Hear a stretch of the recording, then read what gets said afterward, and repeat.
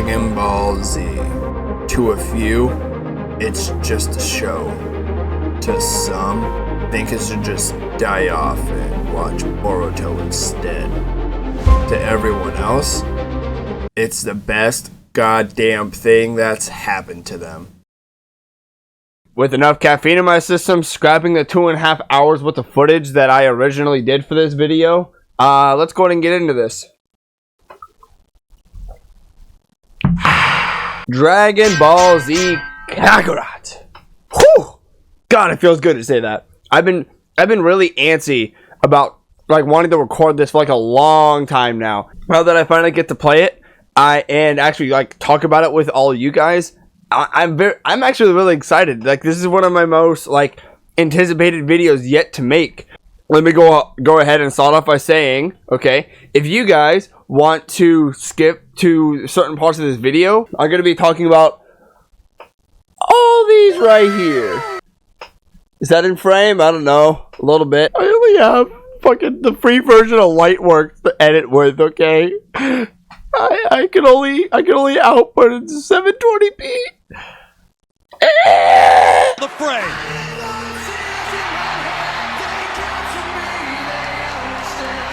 Yes! There was a reason why my last post of this was 2.5 hours long worth of footage. That's because there's a lot to fucking talk about here, and I'm having to redo it because I had to dumb it down at least a little bit. Without further ado, let's get right into it. This section is more about if you're thinking about buying this off of G2A. Oh god, why did I do that? You waited 4 years for this thing to come out finally. Kakarot, okay, is a 2019 game. It had some pretty unprecedented reputation at the time of its release. It was very, everyone had shit to talk about with it, okay? It is basically Xenoverse 2, but centered around the story plot of the Dragon Ball Z actual anime. It takes the Dragon Ball experience straight from Gohan's birth, straight from the womb. Yeah, about that. It's kind of a long story. What the fuck? Then, you get to play the game all the way up until you defeat Cell. And then the Majin Buu saga is $20 in the battle pass. I'm just kidding. Could you imagine how pissed people would be though? Oh my god! It actually does take Gohan's birth fresh from the womb, and it really does have you play throughout the whole story of Dragon Ball Z, all the way up until you defeat Majin Buu, and it's got a RPG kind of aspect to it too, so you can do side quests, you can level up, you have a skill tree, I guess, that you can level up, and you can do some really tedious stuff in there, but generally speaking, there is stuff to do, so it does have an RPG element to it, but I'll get in more on that later. The best thing I can compare it to is honestly just Xenoverse, but better graphics except for Dragon Fist. That was one of the only things that kept me playing of Kakarot, and honestly, I'd rather have Xenoverse's Dragon Fist. Kakarot's Dragon Fist animation is only good when you stun the enemy, and then it's average after that. Xenoverse's Dragon Fist is badass every single time you fucking use it. Play as the Z fighters in this, okay? You get to play as almost all the Z fighters except for Yamcha and Tien. Yamcha getting the short end of the stick. Not again, this is nothing new with him. He always does. It is so hard trying to recite this game from memory when you don't remember almost jack shit about it. Explore the world of Kakarot. You get to fucking shoot dinos. You cannot actually interact with those pterodactyls. I tried, trust me. You get to fucking collect orbs to level up super attacks. You get to fucking hunt, fish. Oh yeah, and also, whenever you go and fish the first time, it is very weird because you have to use a tail to fish. And then curiosity struck me, and I was like, huh. So I wonder how Piccolo fishes then. And then I saw him use a fishing rod. And then I was curious about Vegeta. And then Vegeta just uses a rod too, I guess. You get to hunt gazelles too. They get beast meat for God knows whatever reason. I think the developers were very freaking confused.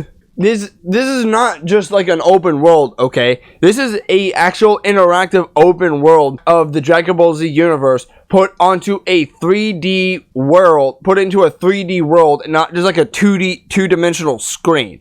It is actually quite amazing and arguably one of Kakarot's biggest strengths. The only downside of this is that it's split up into zones. While you can go from Goku's house to Gohan's school right over the hill, go to Piccolo's waterfall where he trained under, then Grandpa Gohan's shed, I guess, shrine.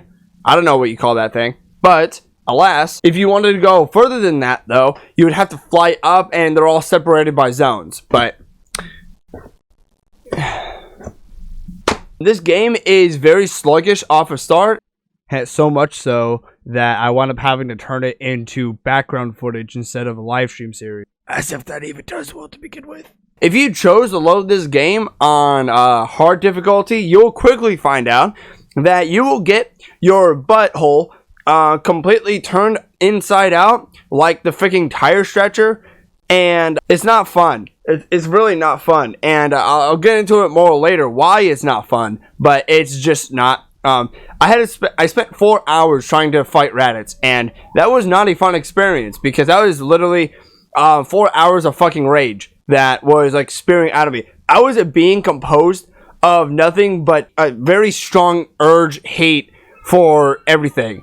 Just like my man Totoro. You can't lie to me. That thing sees nothing besides darkness and demons. After Raditz, the story continues further into the Saiyan Saga, and then it transitions over to the It changes over to the Android Saga, then the Cell gets introduced, and then the Boo Saga is kind of like its own separate thing in the game for some reason, but oh well, who's counting at this point? The game is like fucking 4 years old. You get to fucking find out that DLCs are fucking in this too. Whew! Yeah, that's right, baby. I could barely keep from jizzing my pants at the mere sight of such a DLC for such an amazingly looking game. The last thing I'll mention about how it is that it does have a good balance, a relative balance of cutscenes and stuff that you can do. It's not just all cutscenes or all just interactive bullshit. You know, there's a good mixture of like half and half in it. So you don't have to worry about that either sitting through long ass cutscenes or not enough of cutscenes, relatively speaking. And then you get to the Boo Saga, then that's different, but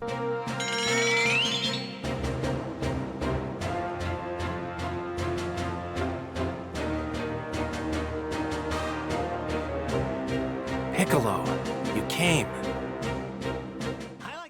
okay, talk about the good. Let's fucking turn Super Saiyan 4 into this shit to paint my eyes red like I did for that one video.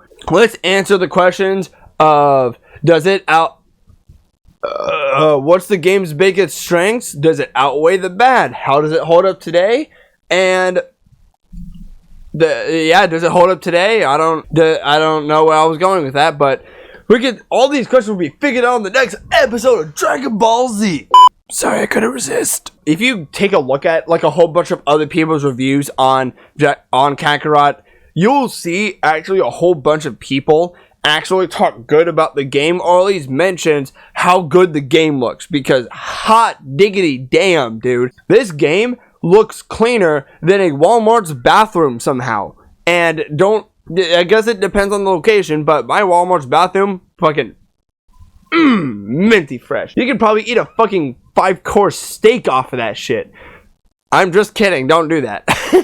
Or at least mention how good the super attacks look. Like, how do you not talk about that? The super attacks are fucking bangers. Like, the super attacks, the aura, how everything looks. Everything doesn't look like a fucking mountains from Gotham, from the Arkham series.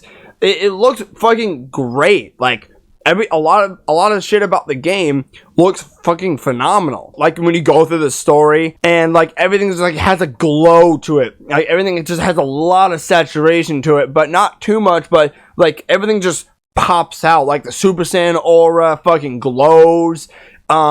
Everything is like bright colors. I love all of it, dude. I love all of it. Like, I love how great it looks. And you get to fucking see my boy Krillfish get exploded into Dragon Ball Z Oblivion in a crisp 4K. If I'm being honest with you, buddy, when I'm missing you, like, not many people are going to be missing you because your relevance to the plot kind of ended, like, after Namek Saga. So, like, speaking of detail, let's talk map design. I fucking love the map design, dude.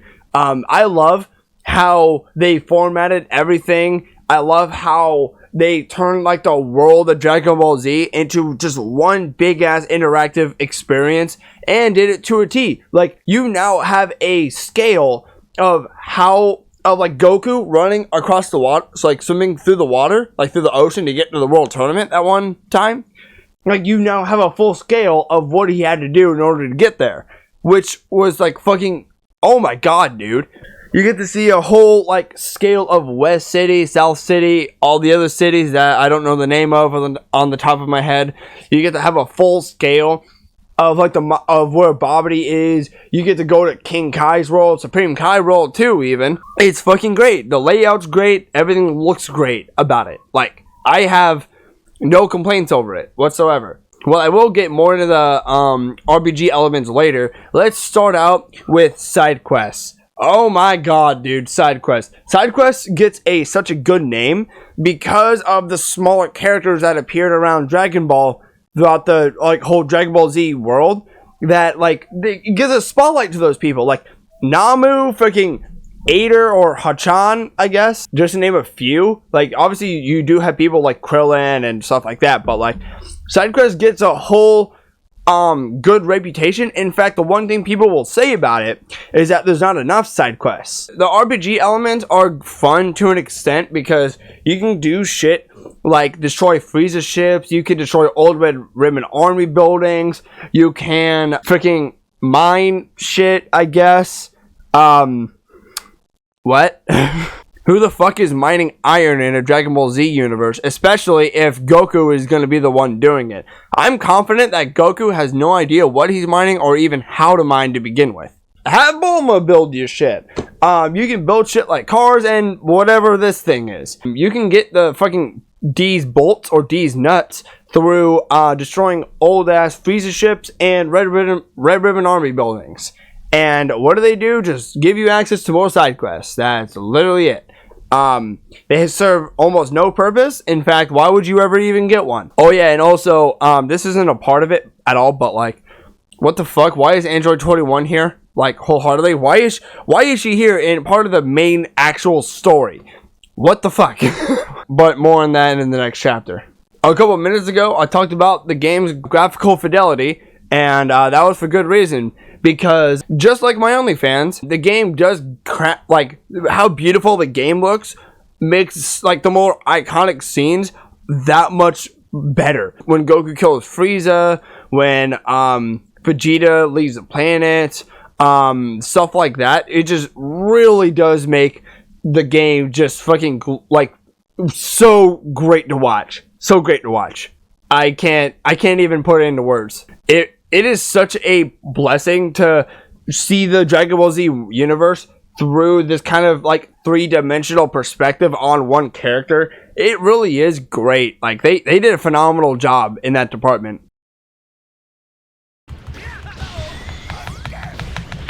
Oh yeah, I fucking love this game. I love this game. I love it. As you must know, all good things must come to an end eventually. And saw one of the worst trends, I think, in video game industry, and that is selling a game for $60 fucking instead of $50, like what it was before, but whatever. And I'm gonna be, like, straight up, like, blunt with you guys real quick. My mental state is, like, actually for real in shambles after playing this game and then having to talk about all this shit that's wrong with it. Wholeheartedly, that's not even an exaggeration either. I went into this with the mindset of, hey, the anime is so fucking good, that means a game based off the anime must be good too, right? I was essentially given this right here. Do I really have to do this? Do I really have to suffer this long? Do I really? Where does the suffering end? I'll just get into this shit. The UI is god awful. There, I said it. A UI that doesn't save your current default settings is fucking abysmal, okay? Like, I know I'm playing on PC and all that, okay? I play this game on PC. But if you're going to make a cross-compatible game between a PC and an Xbox, okay, you gotta make it work. Just because it works really well for Xbox, okay, or consolers, doesn't necessarily mean that, like, you have to make it compatible both ways. Like, if you play on PC, you should be able to play on PC and have a fun experience doing it. The biggest problem of the UI is that, how the fuck do you figure out anything? Do you know why it took me 4 hours to defeat Raditz? And that is because another problem with the UI is that it doesn't tell you shit. It doesn't tell you shit. It doesn't tell you shit at all. I couldn't figure out how to do super attacks the first, like, 5 hours of playing the game. I couldn't figure it out. I could not figure it out for the life of me. And guess what? In order to defeat Raditz, I had to switch it to normal mode, and I had to fucking surge mode him to death. And even then, I barely did it. Why, hello, my fellow heathens. This is Post Ian here, and I just got done actually watching this clip here at the time of this recording, and I wanted to clarify like, go into depth more about, like, the point I'm making here, okay?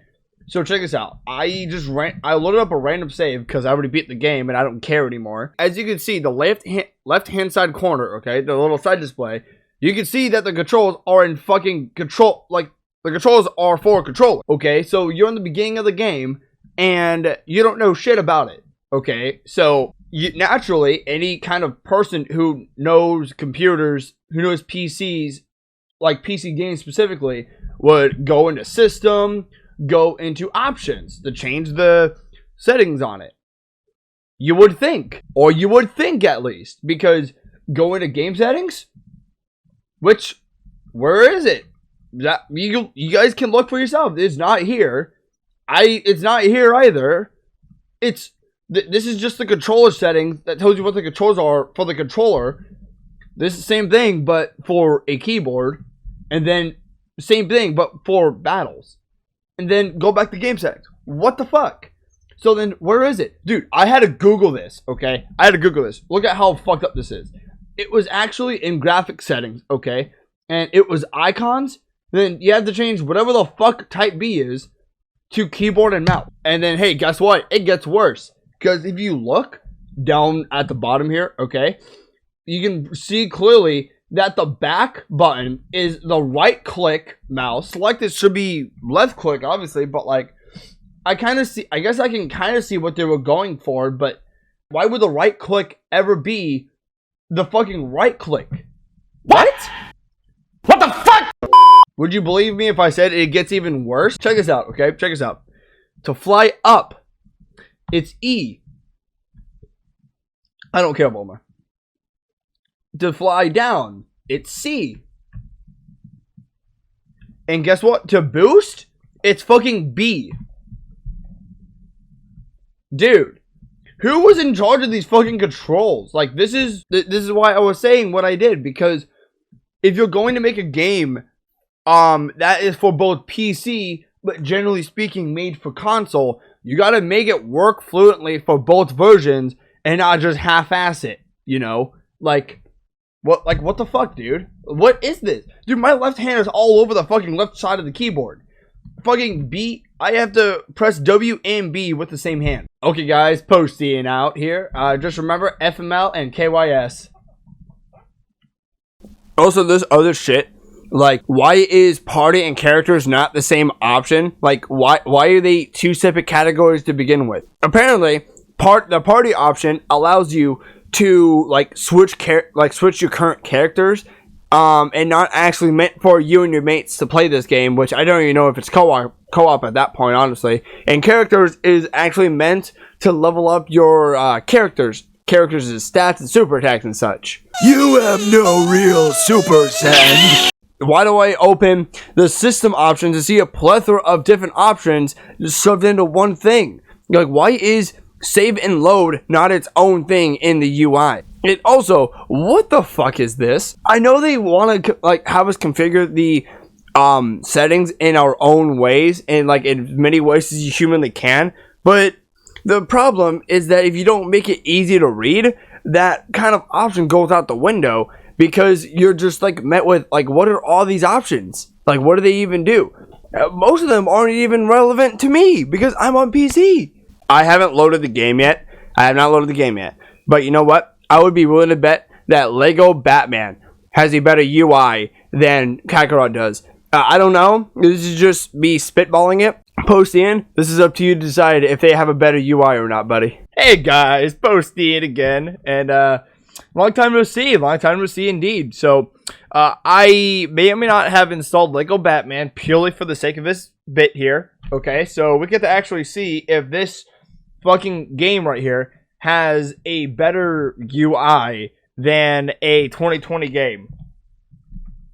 Oh, so I got volumes, I got, you know, control setup.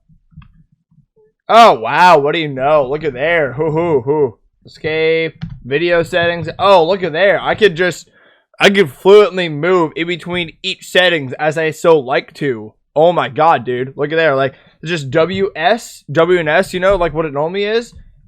Enter, escape can go back. Escape goes back, enter to select. Dude, this is effects too. Oh, look at there, bro. Oh yeah. This is such a great UI, bro. Like, check that out. Oh, fuck yeah. I love this. Does Lego Batman have a better UI than Kakarot? Yes. Yes. By a considerable margin. It does. Okay, anyways. Back to Pastian. Goodbye. While we're talking about the UI being so unpleasant to look at, the person in charge of designing it must have done some sugar off of a golden retriever's back. Let's talk about fucking mechanics. Woo! I'm just kidding. That's a thing in of itself. But what I'm actually going to be talking about is these fucking things right here. Get out of my house. Why don't you get out of here? You make me get out of here. I don't wish death or harm upon any kind of individual or company or group of people for that matter. And don't worry, I'm not going to be doing that today. But I'm not. Animated characters are a different story. And certain species of animals too, like mosquitoes, those can go the fuck away for all I care. I hate those things. But what I will say is whoever decided to implement these lobby enemies and make them the way that they are, fuck you, dude. Fuck you. It is the worst thing to do in the map. Period. It is the worst thing. You cannot do anything without encountering at least 3 or 4 of those different fucking enemies at once. You just can't. They are too overly abundant, is what I will say. And you can't even go to a fucking training camp, which, by the way, I wonder where that concept came from. You can't even go to a fucking campfire without encountering one of those enemies. So it's so goddamn annoying. It is so goddamn annoying. Jugo Young actually said it fucking perfectly, actually. All the enemies in Dragon Ball Z Kakarot are the fucking same. There's like 3 different enemy archetypes, the only difference between them being how they attack you. You beat them all the same way and it never changes. The enemies in this game are so incredibly simplistic that it actually kind of hurts. Like, I can't stress enough how indifferent the enemies are. They feel like the same enemy. It's literally just a different skin and different super attack is all it is. They aren't interesting in any way, meaningful form. They're not special. They're not anything. They're just there to, what I can only assume, to piss you off. Which, if that's the case, it worked greatly. Please, Bandai, end my suffering. Well, yeah, the game does do a great job and all, transforming the Dragon Ball Z world into a 3D interactive world instead. My biggest nick with that is that it's fucking it's split up into damn zones, okay? In fact, I wouldn't even say zones. Zones is not really a good term to use. I would classify it as a whole bunch of different invisible boxes. Essentially what it is. You are throttled by either invisible walls or invisible ceiling. fly up too high, you'll get teleported back down and you have to go up high again because you didn't press the button in time. And honestly, that fucking kills the whole experience because freaking Call of Duty logic is thrown into this, and that sucks because they've just fucking said, oh, here, let's not create an actual fucking barricade for once. No, let's just throw some invisible walls in there. There you go. You couldn't have allowed me to fly a little higher. You couldn't have allowed me to do any of that. No, you had to do that to me. Okay, cool. If you wanted to do this aspect right, all you would have had to simply do is make it one big world and have the choice of teleporting. Otherwise, it just kind of ruins the experience. Some people are gonna hear me say that and think it's not that big of a deal. It's just to people like me who are who actually have standards. We hate that shit. We hate it. We hate how there's no creativity behind keeping you away from the map. Why not be like Left 4 Dead 2 and have actual parts of the map block you off, and so the path is more natural. I'm not mad at what it I am slightly mad at what it currently is. I just hate that they don't try anything new. I hate how much people compare this fucking lemonade stand that doesn't actually sell you lemonade. All they do is sell you fucking lime flavored Diet Coke instead. Don't try that, by the way. I've tried it. It is not good. To fucking Xenoverse 1 and 2 and the Mac Daddy of all games, Budokai 3. I don't hate the people making the comparisons. I hate the fact that we're comparing it to begin with. Because this game should be so good, you shouldn't have anything to compare it to. It should be that fucking good. It's because it's a game based off of the anime. I don't like the fact that this game is so painfully average that you basically is comparable to Xenoverse 1 and 2, which that game had its own fair share of problems, but not as bad as this game. I would rather take Xenoverse 1 and 2 over this. It especially didn't try anything new with the RPG elements. Oh dear God, let's get into that. Whew. Why do you think World of Warcraft is as popular and loved as it is now? Go on, I'll let you think about it for a second. It's because of the graphics? Is it because you can play with your buddies? Or is it because you have millions of different ways to customize the character you're playing? Find out on the next episode. I'm just kidding. It's pretty obvious for those who actually played World of Warcraft. Kakarot's RPG element feels like a add-on to the game rather than part of its core gameplay. If that makes any sense. You have the core essence of the gameplay and someone was like, let's shove RPG elements into this. Why not? Because that's a good mixture of the game. Those things will mix well in an oven and then come out with a cake. Hell yeah, sure. If I can earn goddamn $1 billion, so it's got to be doing something right, I guess. Dude, this game earned more revenue than fucking Xenoverse 2 when that game first came out. Holy. But Xenoverse is still top dog though. I guess the biggest crime of all this is, I would say, the skill tree. The skill tree is not a skill tree. It's more like a diagram that tells you what you're going to be unlocking. You just got to grind to get it. And I think that is a fucking piss poor quality aspect of it. Xenoverse. The game is centered around the stats and what super attack loadouts you have. Yeah, you're playing as individual characters. I get that. But come on, have some... give the character some variety of stats. If you want Goku to use only Keyboss supers or physical supers, have them give the ability to the player the ability to have go a physical super attack build route or something like that. Gohan, Super Saiyan 2 Gohan, you can easily do a physical super attack build, but the stats won't allow you to do it because the fuck us, I guess. Even a game like MapleStory. A game like MapleStory even does an RPG element better than this game. What is MapleStory, you ask? MapleStory is a RPG game that is developed by Nexon, a Japanese game developing company. MapleStory has been around for a long time. Long time. I played Minecraft for over 12 years now. Not consistently, but I played it on and off here and there for about 12 years now. And I played MapleStory almost as long as that, if that tells you anything. MapleStory, while it does tell you the stuff that you can do, it at least gives you points into, like, gives you a set amount of points that you can put into whatever you want, and at the end of it, at the end of your job advancement, you can actually, like, you'll have everything upgraded. It gives you some kind of control over your build at first, which is still fun. Oh, and also, if CSGO taught me anything, is that stats don't mean nothing as long as you look fly like a G going into the battle. I salute you. Salute you, buddy. Dishes are a fucking joke because I went throughout the whole game barely making any dishes and I coasted just fine doing it. I don't know the point of that is. Well, those who don't know, you can actually have one of the women, I mean an actual valuable human being, make you food in order to increase your stats. This isn't necessary whatsoever. Like, nothing ties you to this aspect of the game. It's just kind of there. I don't know, just fucking dishes don't seem that impactful to the actual core gameplay at hand. But not as bad as soul emblems. Oh my god. I would say not even 5% of the people that went into this game actually took time to upgrade their soul emblems. It is that much of a joke aspect of this game. And most of the RPG stuff, the hunting, hunting and fishing are actually like pretty useful stuff, to be fair.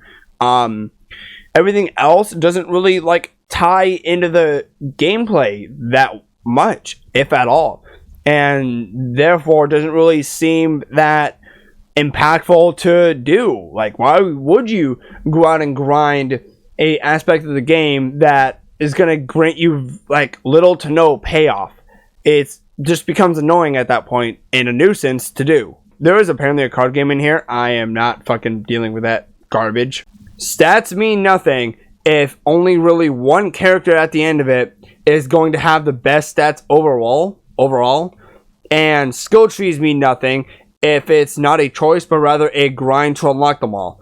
And if stats and skill trees mean nothing, then what do you have? A fucking empty husk of what it's desperately trying to be. Skill trees are also a joke, by the way, because of another thing, and that is because of another thing called D medals. Fucking, there's two different types of D medals, and one you can find in the map as a pickup item. The other one you can find as a by completing like side quests and all that jazz. The ones you find on the ground are fucking a pain in the ass to keep up with, and honestly, it keeps you from grinding like the gods and all that whenever you eventually get there. I want to talk about the very thing that most other RPG games that you can name does right, except for this game. In fact, most games do right except for this one, those who actually have it, and that is easy, normal, and hard mode. The problem with this game is that if you wanted an actual like mid experience of the game while still like fully experiencing the bugs and glitches, just straight up like wonky mechanics, while still having a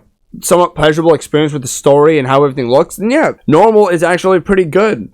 If you wanted an actual experience that feels like a fucking adult handing a toddler a fucking controller for about 35 hours, then yeah, you can do that too, but literally nothing's going to be a challenge. Hard mode is what I set this game to at first, just because I can.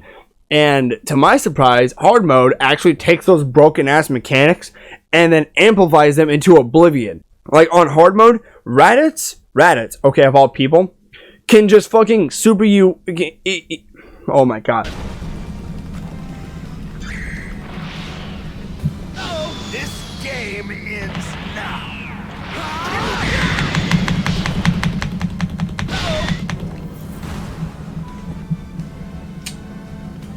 What the fuck? He can super you whenever he wants to. He can fucking attack break you whenever he wants to. He can do anything he wants, really, at any given point in time. Does not matter if you're in the middle of a combo. Doesn't matter if you're like way the fuck away from him. It doesn't matter. He can just do it whenever. And if you're in the middle of a combo and he just does that shit, sometimes it's just, you can't avoid it. You just can't avoid it. You have to eat it. Probably the biggest downside to this goddamn game is probably the camera. Dude, what the fuck? The camera has like no idea what it's supposed to be at half the time at least.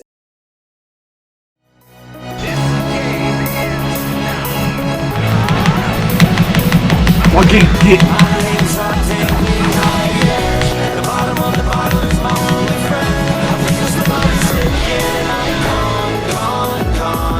I'm gonna lose my fucking shit, dude. You know, I'm pressing the fucking space bar to dodge.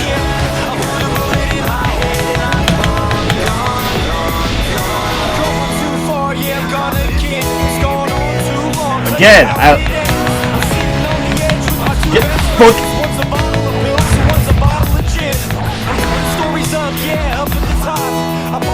I've become so numb, I can feel you there. I've become so tired, so much more aware.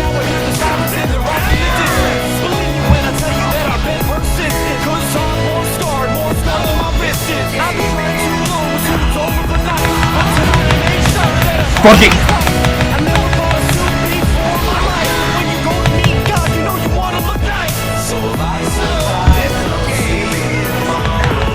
This is exactly how it fucking starts every time!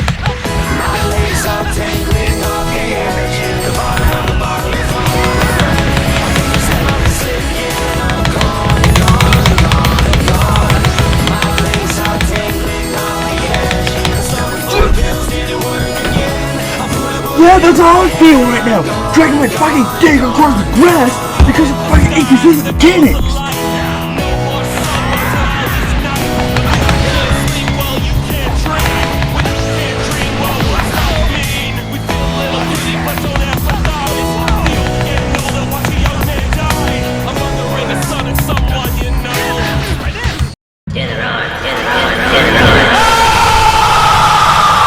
Why, hello, people. If it looks like that I need a shower, I need sleep, or maybe I need to get a haircut because... If you assume that, then you would be correct on that, because I need about all three of those things, and only, like, 2 of those is gonna happen, at most. Well, anyway, past Ian that you saw from the past, like, 30-something minutes now, sucks Donkey Kong nuts at trying to explain things. So I wanted to dive deeper into the story more. I wanted to talk more about it because I kind of just glanced over it as if I wanted to, like, I don't know, hurry up and do this kind of approach, but that's not the right thing to do here. The story. This is not a Picasso piece at all. It's like, this is far from anything even close to a masterpiece by any means. What I mean by that is the story has little to no build-up, okay, to things that, like, oh my god, I can barely think. Get this, okay? It's a story with no dramatic factor to it, okay? It has no build-up, no suspense, no nothing of that, okay? Things just kind of happen. If you guys want an example of what I'm talking about, Yajirobe cutting off Vegeta's tail is a great example of that. In fact, that was like one of the first like things that you notice about the game. Yajirobe had this like whole kind of prep talk because he was being what the cool kids say nowadays, being a little bitch, and he, in an act of non-cowardice, he went to go and prep talk himself, ran straight to Vegeta and cut off his tail, and then was a pussy afterward. But we don't talk about the after effect, okay? That was done and over with. The game, the Netflix adaptation, if you will, Vegeta is just sitting there squeezing him like a dog does a chew toy, and Yajirobe just comes in fucking all of a sudden and just cuts off the tail. Like, we haven't even seen Yajirobe prior to this. And, like, as far as this specific scene goes. And it just comes out of nowhere. Fucking WWE, watch out, watch out! Andy Orton slithering. Watch out, watch out, watch out, watch out! I don't know why that just came to mind. I am very tired. If you want even more examples, King Cold and Mecha Frieza, when they first arrive on Earth. Trunks kind of, like, talks to them for a bit, you know? They have, like, a little, like, verbal, assault match, you know? And then they get into the good stuff, and then, Trunks fucking destroys Mecha Frieza in, like, freaking 4K glory, dude, okay? That right there is a masterpiece. King Cold, and then he humiliates King Cold. What happens in the game? He just kills them both. That's it. They talk for a bit, you know. And Trunks is like, I'm not the only Super Saiyan. And it goes fucking blonde, you know. And, like, that's it. He just kills them both. That's it. And then Krillin and the gang is like, what happened? And who are you? And he's like, I can't tell you either one of those things, but hey, I know Goku. Let's go see where he's gonna land. And they're all just in confusion. I can go on and on. Okay, I could spend 5 hours talking about the fucking story here, but I'm not going to. If you want more examples of this kind of thing, the whole story is an example. The story in this, okay, was the nail in the coffin. This was the straw that broke the camel's back. This was the final slice of romaine lettuce in the fridge that I had for my hamburger. What was that last one? I don't know. I'm just gonna carry on because there is not enough metaphors in the book to describe the pain that I felt when I played this game. I almost quit this review 3 times. One when I was defeating Raditz because honestly that was bullshit. One when they killed Mecha Freeze and King Cold. And the third time was, and I believe the third time was when after the Namek Saga, when I pretty much saw what the game had to offer at that point. So, but anyway, that's the end of the segment. Goodbye. Just pumped up and ready to go.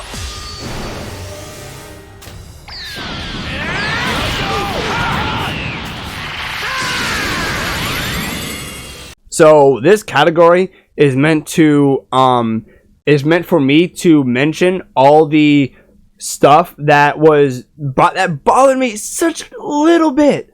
But I'm big enough to go into like big detail about it. Why doesn't the aura change with the form that you're in? I've never understood that. Super Saiyan 2 Gohan will not have a aura change when you go and charge up.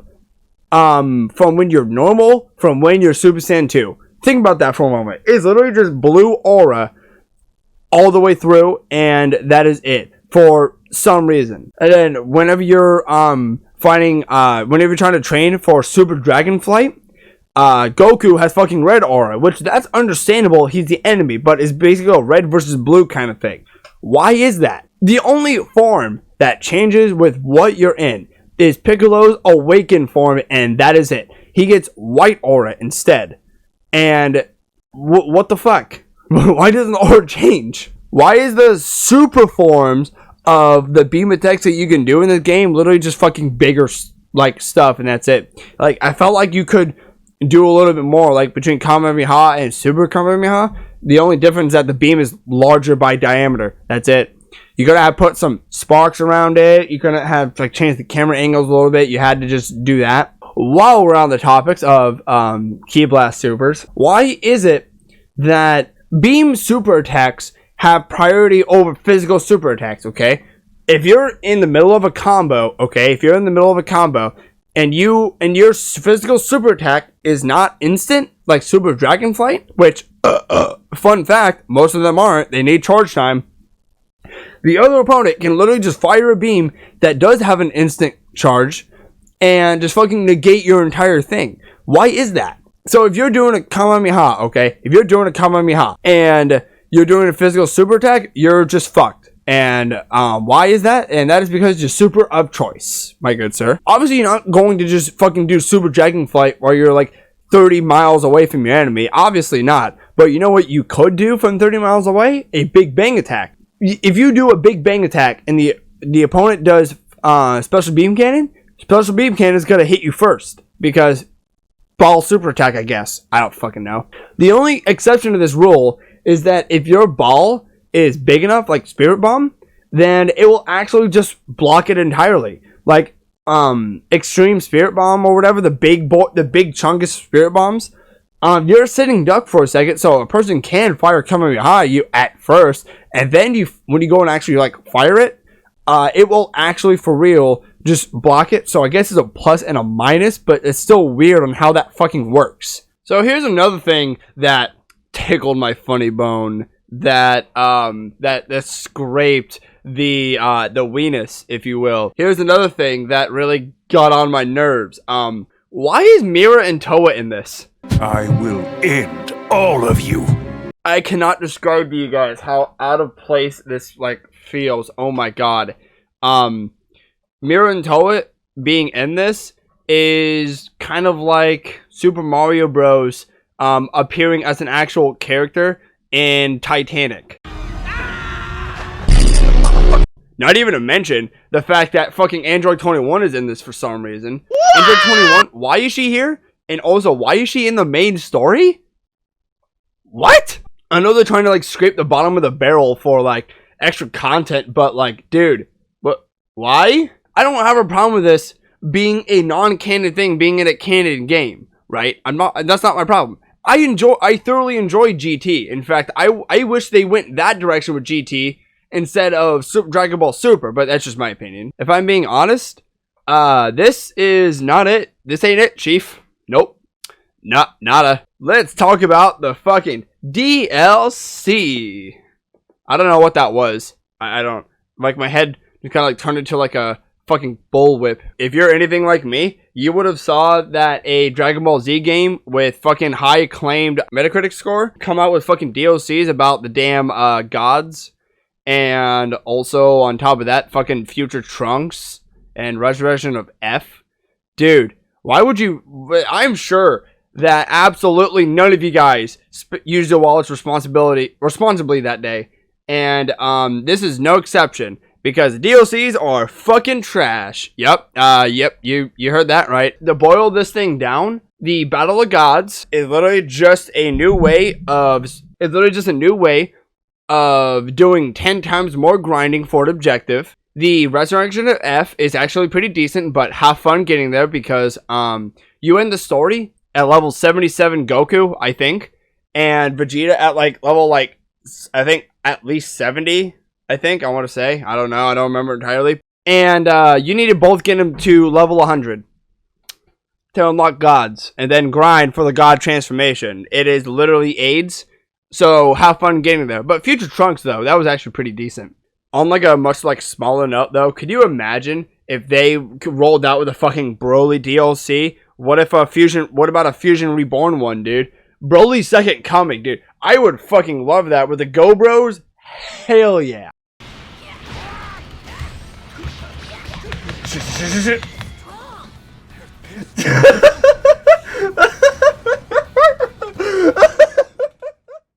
I decided to merge broken mechanics and broken bugs just on a whim because there's not enough to talk about one thing and then talk about another in two separate categories.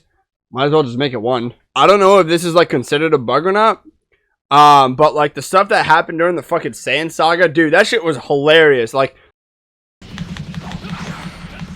what the fuck?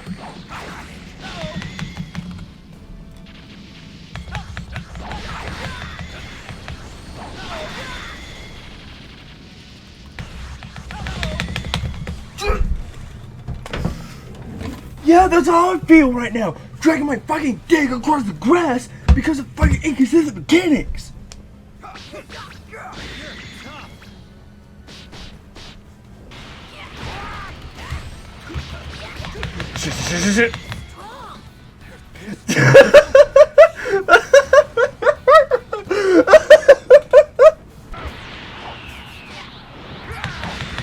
That was not even... God.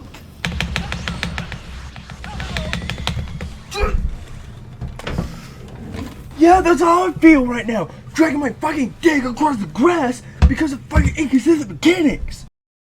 I don't know if that was a bug or not, so I felt like I should include it here.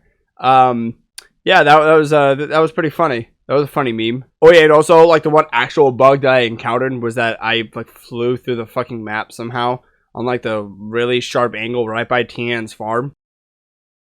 The main thing about the mechanics that honestly was the most annoying was the quick step thing that you can do. If I was on keyboard and mouse personally, so this created a whole bunch of problems when I went to go and press S to go away from my opponent. Okay, a lot of times in the beginning of the match, what would happen is I would go and press S, and for some reason my character would go forward. I would press A, I would still go forward. It's almost as if any button that I pressed, it would literally just put me forward to the enemy when I don't want to do that. Yes, I want to walk toward my opponent that is about to fire a fucking Kamehameha at my ass, and then I'm just going to be fucked because I don't know. I'm retarded, I guess. This was a very special thing with the Cell Juniors canceling out super attacks and whatnot, because you had like you were fighting like 3 Cell Juniors at a time, and that was a pretty annoying fight. But a lot of the times actually is the beginning and end of the fight as far as your health bar goes. Your health bar was also annoying too, because when you go and finish a fight, okay, let's just say you were fighting Nappa as Majin Vegeta for some reason, and you went into the fight, okay, at full health, and now you went out of the fight at full bar, okay? If the story would actually allow you to like regenerate your health or like buy some things, you know, buy some items, then yeah, you can always do that. But like a quarter of the time you couldn't, because of the way the story was being driven at the time. You can only go and like you get an intermission in between the story. You can't do anything else besides progress through it. So you would be fucked, to say the least. That's what happened with me being Kid Gohan and versus Nappa. I had to go and fight Nappa on like 1 fucking health bar, and Nappa's fucking annoying with his supers. So I had to it took me a couple tries to do it, but I eventually did. And as I do recollect, I am pretty sure I also had to fight Raditz with 1 health bar or 2. I don't entirely remember on that, but I know I definitely was not at full health at the time. I guess I can't hate the game, can I? Once a Dragon Balls fan, always is. It'll forever hold a place in my will heart. And then probably go through denial after this, and then go through the 5 stages of grief until everything reminds me of Dragon Ball Z Kakarot. Crash Bandicoot, just the way he twists himself up into a tornado. Hang on. And just it reminded me so much of that technique against that Oceanus Shenron used against Goku. Just that tiki mask. It just reminded me so much. It reminded me so much of that one weird ass part of the movie where Master Roshi put on the tiki mask. I don't hate the game. Like I do believe that you guys watching at home can actually have fun playing this game and have a fun experience playing the game too. I just wouldn't go into it having high expectations, because if you go into it having high expectations, you'll be swiftly cut down like fucking a character from Game of Thrones. And it will be painful because you want it to be a good game when it's in reality not. It's just not. I just hate how companies can make a painfully average game, not try anything new, and just coast just fine doing it, and then sell it for $60 fucking.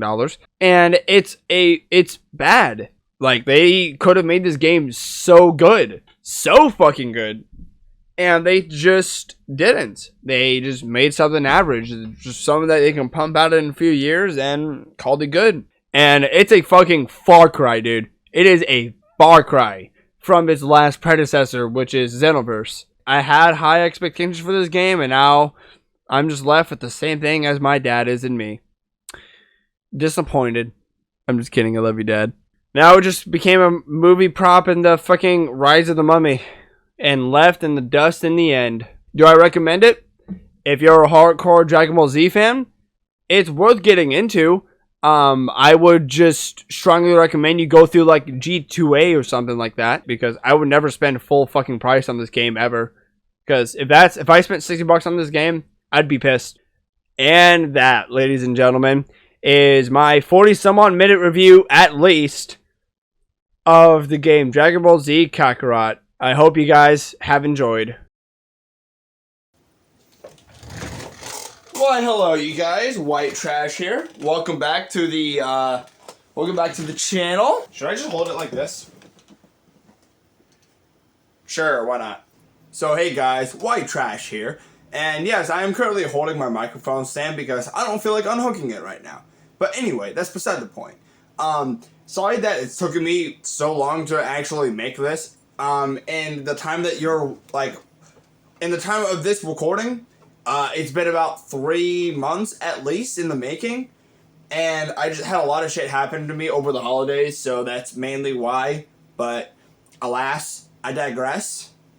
If I look like white trash, that is because it is cold and I am very tired, and I have definitely been sacrificing sleep and any effort to do anything else for the sake of getting this fucking nearly for this hour-long video done. So hope it's worth it. I get that this is my first ever critical video, so I'm sorry if it seemed a little messy or if the points I was making seemed a little convoluted when it didn't really need to be. Essentially, it was like what I would dumb it down all of it is to essentially what I would dumb it down all of it to is the game doesn't try anything new, not with its RPG elements. The story does do good, only occasion. And it's just, it's average. It's mid. It's not even mid. It's painfully mid. Because the game should have been better than this. But it wasn't. Why am I even covering a game to begin with? I am actually really passionate about Dragon Ball Z myself. I'm a huge fan of the whole franchise as a whole. So, like, this was a long time coming for me, and this was a passion of mine. So, I do hope you guys enjoyed the video, and hopefully I provided at least some entertainment. I had, like, 2 skits to put in here, by the way. This is going to be, like, a little bit of a blooper segment right here. I had like 2 segments of it that I was actually really proud of doing and wanted to put in here, and it just didn't work out. It didn't work out, and the reason why it didn't work out is because I would have had to re-record some stuff, and I look wildly different now than I did back then. It just wouldn't make any sense. Like, it wouldn't. You would see like 3 different versions of Ian through like very different points in time. It's just, no, it's not good. It's not good. Hopefully, you guys enjoy the video. I need to hurry up, get some fucking sleep tonight. Whatever sleep I'm gonna get tonight, correction. And I hope you guys have a great night. Anyways, hope you guys enjoyed the show. As you can tell, I got some stuff here is different. Don't worry. I recorded some stuff in preparation of this. You'll see soon enough. Don't worry. Give it about 2 weeks, and I'll have another video up. Bon voyage! Peace out, y'all.